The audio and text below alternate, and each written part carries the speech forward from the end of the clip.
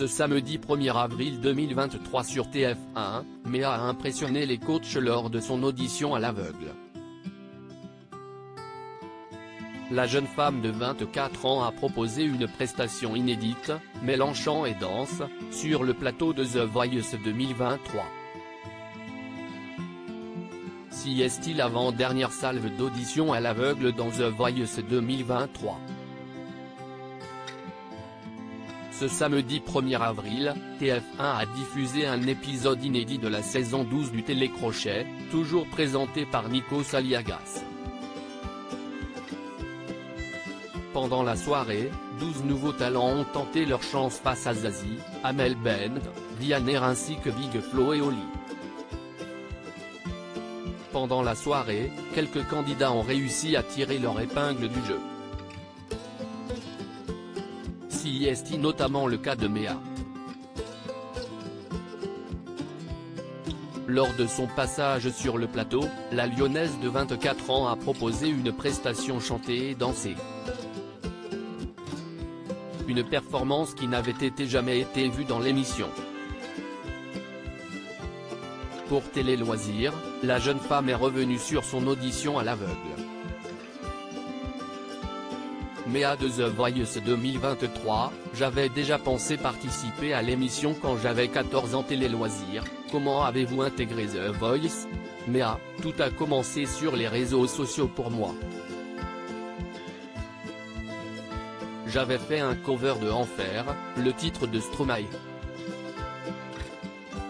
J'y avais mélangé la danse et le chant.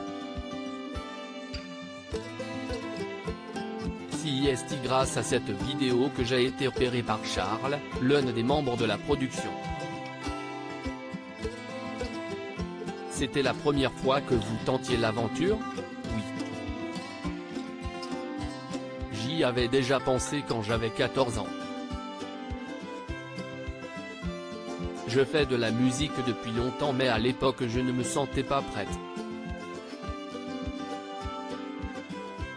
J'avais un groupe pop-rock et je ne voulais pas être exposé devant autant de personnes. Je manquais d'expérience. Mais cette idée est toujours restée dans un coin de ma tête. D'où vous vient cette passion pour la musique? Je ne sais pas vraiment car je suis la seule dans ma famille. Quand j'avais 5 ans, je me souviens que j'apprenais les comédies musicales par cœur à la télé. Je dansais et chantais devant l'écran et ma mère, Agnès, a fini par se dire qu'il fallait faire quelque chose. Elle m'a inscrite dans une chorale et un cours de danse en même temps. Lorsqu'elle a eu 50 ans, elle s'est mise au piano et au chant car elle voulait partager cette activité avec moi. Méa, The Voice 2023, j'avais eu quelques retours négatifs d'artistes qui me mettaient en garde contre l'univers de la télé. Vivez-vous de votre art aujourd'hui? Oui, je suis danseuse professionnelle depuis 3 ans.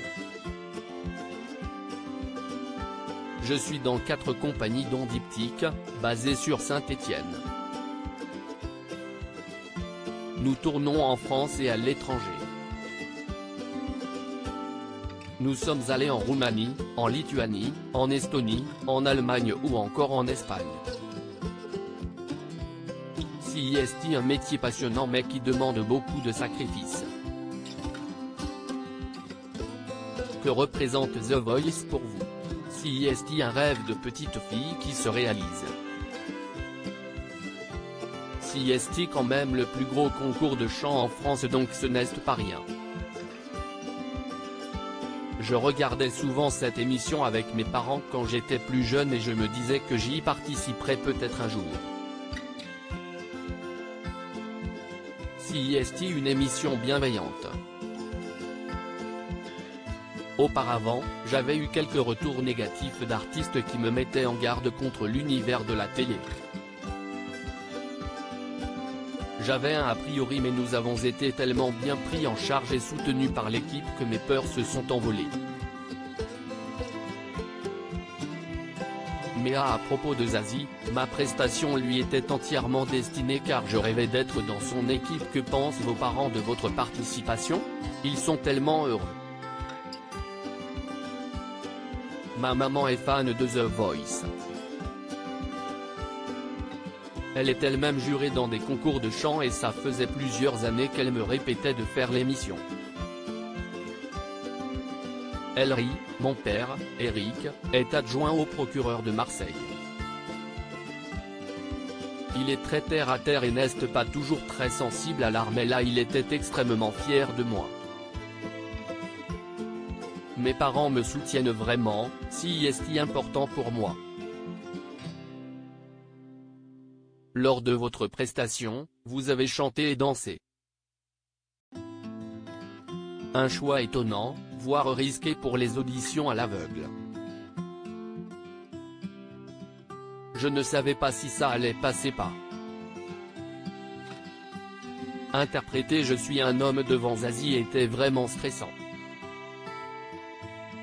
Ma prestation lui était entièrement destinée car je rêvais d'être dans son équipe. Ensuite, je trouvais l'idée de danser intéressante. C'était effectivement risqué car ça m'a fait perdre 30 secondes sur une prestation de 2 minutes. J'ai toujours voulu être une artiste complète et lier la danse et la musique dans tous mes projets. Il fallait que je le fasse sur le plateau de The Voice. Mais j'ai eu plus peur de chanter un titre de Zazie que de danser. Que vous êtes-vous dit en voyant que les fauteuils tardaient à se retourner? J'étais très stressé mais je ne me suis pas démonté. Je suis resté concentré pour aller au bout de ma prestation. Finalement, Zazie a buzzé sur la dernière note. Ça a été un vrai choc. Lors du débrief, les coachs ont surtout été étonnés par ma danse et je n'ai pas eu beaucoup de retours sur ma prestation vocale.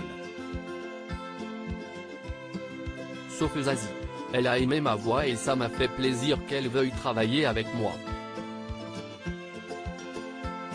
Elle peut énormément m'apporter. Si est la meilleure coach possible pour mon aventure dans l'émission. Nikos Aliagas a dit qu'il avait été bouleversé par votre passage qu'il a d'ailleurs qualifié de décalé et surréaliste. Vous vous attendiez à cette réaction? Non, ça m'a énormément touché. Quand je suis arrivé dans la Family Room, j'ai d'abord sauté dans les bras de ma famille. Comme nous étions tous émus, je n'ai remarqué Nikos qu'après. Elle rit, il m'a serré la main et son discours a été très profond. Il m'a expliqué que c'était une première dans The Voice. Sur le coup, je ne réalisais pas trop ce qu'il se passait mais ces mots ont fait écho en moi. Je suis contente que mon passage n'ait pas été ordinaire. Qu'allez-vous proposer pour les batteuses? Ce que je peux vous dire si est qu'il y aura de nouveau de la danse. En revanche, je serai plus focalisé sur le chant cette fois-ci. On est tout de même dans The Voice. Elle rit, à lire aussi je croyais que c'était une blague, une candidate de The Voice 2023 invitée à chanter au concert d'une star de la chanson.